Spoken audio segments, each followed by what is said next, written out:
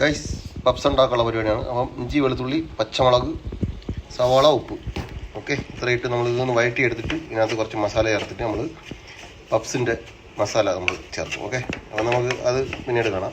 ഇതിപ്പോൾ ഒന്ന് വഴറ്റിയെടുക്കാം. ഓക്കെ ഗൈസ്, ഓയിൽ ഒഴിച്ചു. ഇഞ്ചി, വെളുത്തുള്ളി, പച്ചമുളക് ഇത്രയാണ് ഇതിനകത്ത് ചേർത്തിട്ടുള്ളത്. സവാള.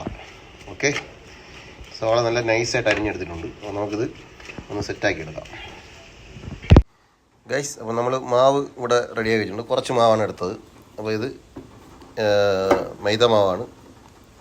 ഓക്കെ, അത് നന്നായിട്ട് മിക്സ് ചെയ്തെടുത്തിട്ടുണ്ട്. പരുവായിട്ടുണ്ട്. നമുക്കിത് ഇനി ഇത് പരത്തിയെടുക്കണം. അപ്പോൾ അതിന് ഉള്ള സംഭവം കാണിക്കാം. ഓക്കെ ഗൈസ്, മാവിന് നമ്മൾ ഇതുപോലെ ഉരുട്ടി എടുത്തിട്ടുണ്ട്. ഇതിനെ ഇനി കട്ട് ചെയ്യാം. ഓക്കെ ഗൈസ്, ഈ ഒരു കണക്കിന് നമുക്ക് എല്ലാം കട്ട് ചെയ്തെടുക്കാം. ഒരു ഇതിന് കണക്കാക്കിയാണ് നമ്മൾ കട്ട് ചെയ്യണേ. ഓക്കെ ഓക്കെ, ഇത് നമ്മൾ കട്ട് ചെയ്തെടുത്തിട്ടുണ്ട്. നമുക്കിനി അടുത്ത സ്റ്റെപ്പ് പോവാം. അപ്പോൾ ഗൈസ്, ഇങ്ങനെയാണ് നമുക്ക് പരത്തിയെടുക്കേണ്ടത്. എന്നിട്ട് ഇതിനെ മടക്കണം. ഓക്കെ, മടക്കിയിട്ട് നമ്മൾ ചെയ്യണം ഗൈസ്. അപ്പോൾ ഇതിൻ്റെ പകുതി നമ്മൾ ഇങ്ങോട്ട് മടക്കി വെച്ചിട്ടുണ്ട്. ഓക്കെ, ഇനി അടുത്ത് ഇതേപോലെ തന്നെ മടക്കുക. ഓക്കെ, എന്നിട്ട് ഇവിടെ നിന്ന് ഇത് ഇങ്ങോട്ട് മടക്കുക. ഇത് ഇവിടെ നിന്ന് ഇങ്ങോട്ട് മടക്കുക.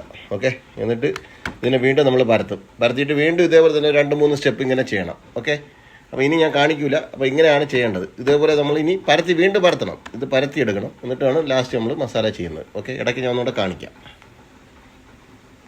ഗൈസ്. നമ്മുടെ ഉള്ളിയൊക്കെ റെഡി ആയിട്ടുണ്ട്. നമുക്ക് മഞ്ഞൾപ്പൊടി, പെരുംജീരകം, ഗരം മസാല, മുളക് പൊടി ഇത്രയും വേണം ഇതിനകത്ത് ചേർക്കാൻ. ഓക്കെ, അപ്പോൾ ഞാൻ അതൊക്കെ ചേർത്തിട്ട് കാണിക്കാം. അപ്പോൾ നമ്മൾ പൊടികളൊക്കെ ഇതിനകത്ത് ചേർത്തിട്ടുണ്ട്. ഇതൊന്ന് മിക്സ് ചെയ്ത് സെറ്റാക്കി എടുക്കുക.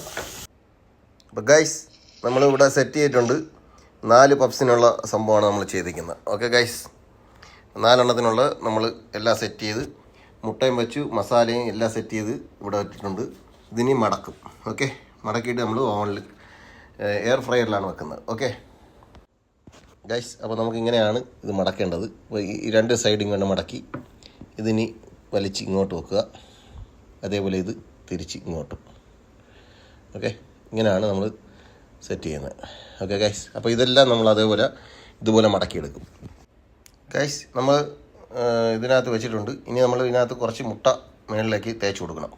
ഗൈസ്, അപ്പോൾ മുട്ട നമ്മൾ ബീറ്റ് ചെയ്ത് ഇതിനകത്ത് തേച്ചിട്ടുണ്ട്. ഇതിനെ നമ്മൾ നേരെ എയർ ഫ്രൈയിൽ കയറ്റി വെക്കുകയാണ്.